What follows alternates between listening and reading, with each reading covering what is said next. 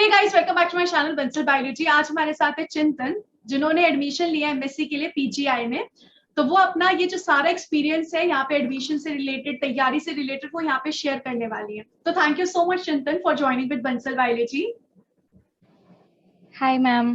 Hello, everyone. My name is Chintan Datta, and I did my graduation from University of Delhi in BSc Life Sciences. And this year, I cleared IIT JAM with a rank of 238 and GATB exam with a rank of 62. And I took admission in PGI Chandigarh right now on the basis of GATB exam only. And अभी मेरी classes शुरू नहीं हुए हैं वहाँ पे, but या मैंने पीजीआई इसलिए चूज किया क्योंकि एक तो बहुत फेमस था एंड यहाँ का लैब वर्क वगैरह बहुत अच्छा है। I have inquired a lot about it, so that's why. चिंतन, आपका इधर कौन से कोर्स में हुआ है? पीजीआई में कौन सा कोर्स आपको मिला है? यस मैम, मैंने यहाँ पे मेडिकल बायोटेक में लिया है, एमएससी मेडिकल बायोटेक में। ओके, सो एमएससी मेडिकल बायोटेक लेने का कोई रीजन? क्योंकि मेडिकल बायोटेक थोड़ा अलग फील्ड हो जाता है, तो ये लेने का स्पेसिफिकली कोई रीजन है? मैम सबसे पहले रीजन तो यही है कि I am not interested in plants and all, इसीलिए। एंड दूसरा मैम, मेडिकल में मैम ह्यूमन रिलेटेड रिसर्च ज्यादा किए जाते हैं एंड मैम मेरा भी रिसर्च का टॉपिक उसी से रिलेटेड है, तो मैम इसीलिए आई जॉइन दिस। ओके, सो आपने अपना पाथ पूरा चूज करके, तो आप इसके बाद पीएचडी की करने का सोच रहे हो? जी मैम। अच्छा, तो आपने पूरा वो इस तरीके से कैलकुलेशन करके इधर एडमिशन लिया। Good, very good. इसके अलावा मुझे बता सकते हैं प्रोसीजर क्या रहा था आपका पीजीआई का? Ma'am as I told you ma'am, गैटबी के रैंक के बेसिस पे था एडमिशन एंड यहाँ पे फिजिकल काउंसलिंग हुई थी हम लोगों की। सो मैम वहाँ पे जब मैं गई थी मैम, उसका मोस्ट इम्पॉर्टेंट चीज जो मुझे वहाँ पे लगी वो ये लगी कि मैम अगर आपके डॉक्यूमेंट्स कंप्लीट नहीं है ना, तो वो आपको बिल्कुल भी एडमिशन के लिए एलिजिबल नहीं समझते हैं। लाइक मैम अगर आप वहाँ पे एडमिशन लेना है तो आपको डिग्री और प्रोविजनल सर्टिफिकेट मैंडेटरी है, प्लस मार्कशीट जो है वो आपकी 6 सेमेस्टर तक होनी चाहिए। अच्छा, मतलब जिसका वेटिंग रिजल्ट अवेटेड है वो, क्योंकि अभी काफी स्टूडेंट्स रिजल्ट अवेटेड कैटेगरी में है। यस मैम, वहाँ का डिपार्टमेंट थोड़ा स्ट्रिक्ट लगा मुझे इन सब चीजों में, तो नहीं ले सकते एडमिशन। यस मैम, डॉक्यूमेंट्स की वेरिफिकेशन बहुत ज्यादा स्ट्रिक्ट वे में की जाती है वहाँ पे।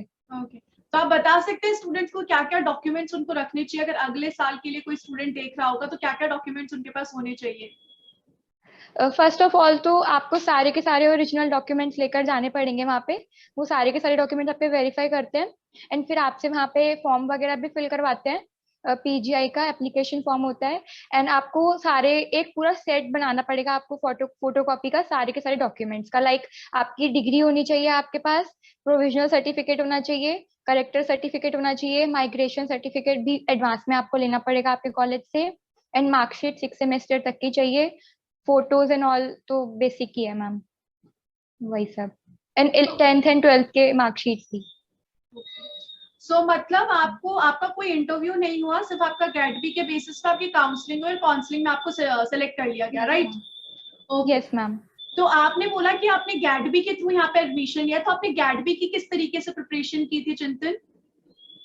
Ma'am first of all I will tell you कि मैम मैंने अक्टूबर 2021 में प्रिपरेशन स्टार्ट किया था सारे के सारे कॉम्पिटिटिव एग्जाम्स का।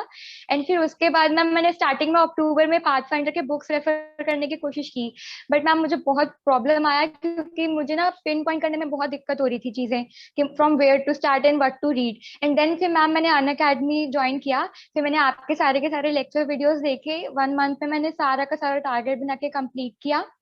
एंड मैम फिर उसके बाद मैम पहले तो मैम सारी की सारी बायो कंप्लीट करी, मैम पहले आईआईटी जैम था फेब में इसीलिए।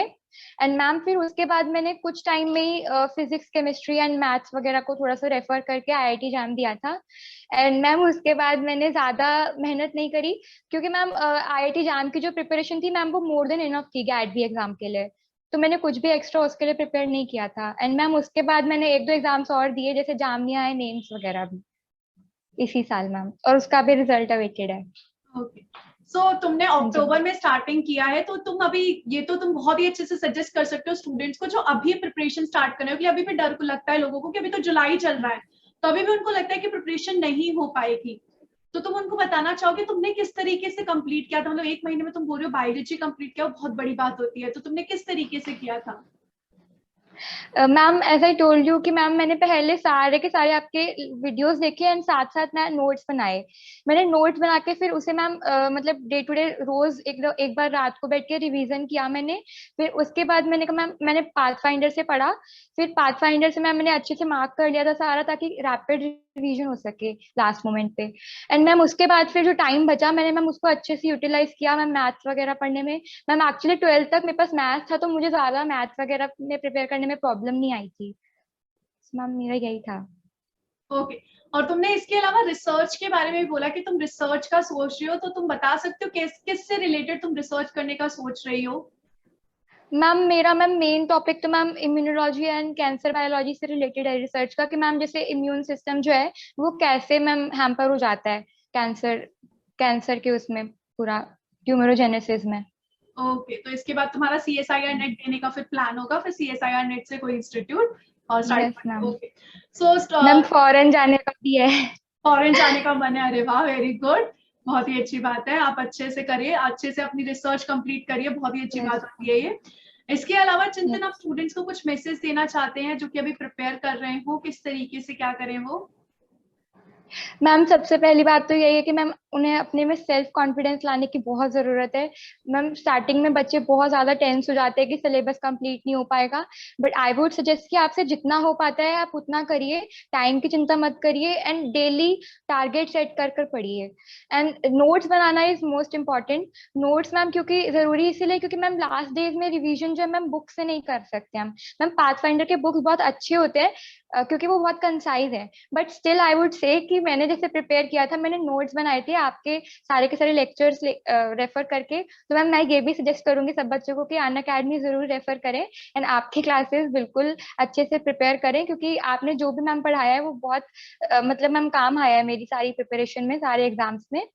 एंड मैम लास्टली तो मैम बस मैं यही कहूंगी कि मतलब सेल्फ कॉन्फिडेंस हो और अच्छे से प्रिपेयर करके पेपर दीजिए, तो कोई भी एग्जाम का जो सिलेबस है वो डिफरेंट नहीं होता।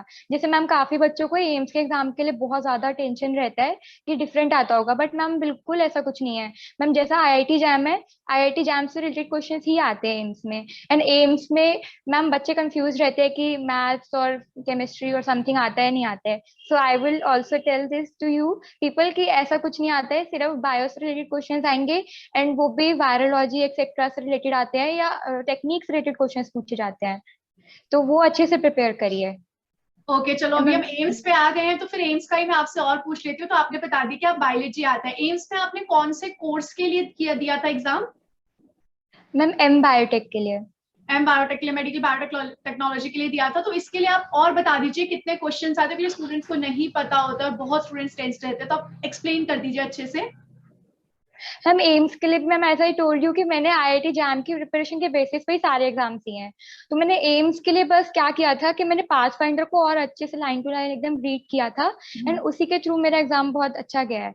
एंड मैम मैंने एक चीज ऑब्जर्व करी कि टेक्निक्स वगैरह बहुत डीपली आपको आने चाहिए एंड वायरस एंड जो भी आपका बैक्टीरिया रिलेटेड डिसीजेस वगैरह है वो सबकी आपको अच्छे से नॉलेज होनी चाहिए। एंड बायोकेमिस्ट्री भी टू दी पॉइंट होनी चाहिए सारी की सारी आपकी, क्योंकि वरना अगर आप बायोकेमिस्ट्री के पाथवेज वगैरह अच्छे से नहीं पढ़ेंगे तो आप कंफ्यूज हो सकते हैं क्वेश्चंस को टिक करने में। 90 मिनट्स में 90 क्वेश्चंस करने होते हैं, तो ज्यादा टाइम नहीं होता है आपको क्वेश्चन अटेम्प्ट करने का और सोचने का। ऑब्वियसली। मैम ये था बस। तो मतलब यस मैम। एम्स में ऐसा है कि जो लेवल होता है वो आईआईटी जैम जैसा ही लेवल होता है, कोई ऐसे बहुत ज्यादा चीज नहीं पूछी जाती है और सिर्फ बायोलॉजी पूछी जाती है। तो आईआईटी जैम जो आपने पढ़ा है वो आपको पूरी तरीके से काम आने वाला है। Yes ma'am. So thank you so much चिंतन फॉर ज्वाइनिंग विद अस, और आपने एम्स के बारे में बता दिया, पीजीआई के बारे में बता दिया और बाकी के बारे में बता दिया। Thank you so much, wish you all the very best for your MSc as well as PhD. Thank you ma'am. So thank you so thank much you so guys. Much. अगर आपका कोई क्वेश्चन होगा तो आप नीचे comment section में जरूर पूछिएगा, यहाँ पर चिंतन है वो रिप्लाई जरूर करेंगी आपके सवालों को जो जेन्युइन होंगे। तो thank you so much guys, bye bye, take care.